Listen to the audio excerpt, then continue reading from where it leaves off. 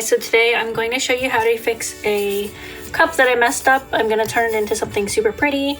So this was a cup that was just spray painted and I put alcohol inks on it.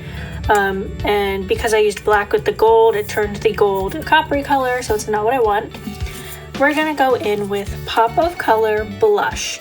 I've been dying to use this color anyways, and I have this really pretty glitter to go over top of it.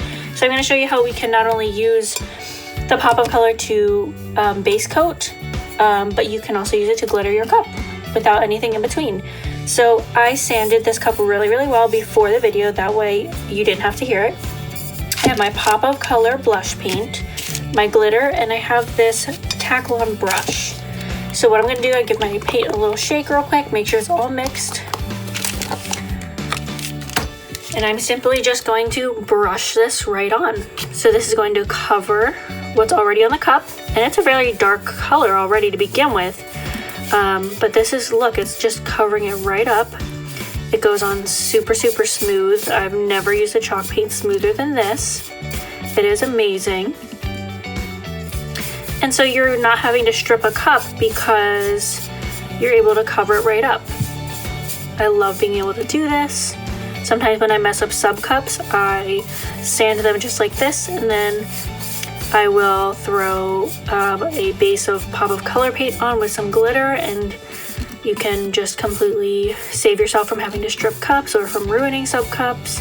Sure, you might not have been able to sublimate right on it, but you're turning it into something else without having to go through a whole process of stripping a cup. Obviously, if you have a cup that's been glittered and epoxied, you'll want to strip that so that you don't have too heavy of a cup. But this did not have any of that, so it was very light already. I'm going to be using a very light glitter anyways. So you can see this is nice and coated. This is just a gorgeous blush cup. If I wasn't putting glitter on, I would definitely need to do a second coat just to make sure it was fully covered, but it is very good. And I sanded the cup super well so that the paint was adhering correctly. So now I'm just going to add my glitter.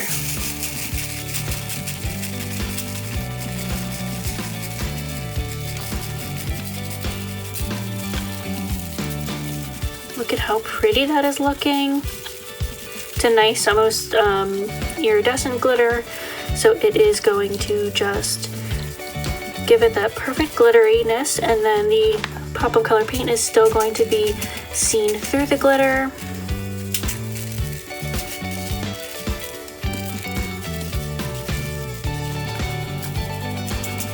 I just go through and make sure it was coated everywhere really well.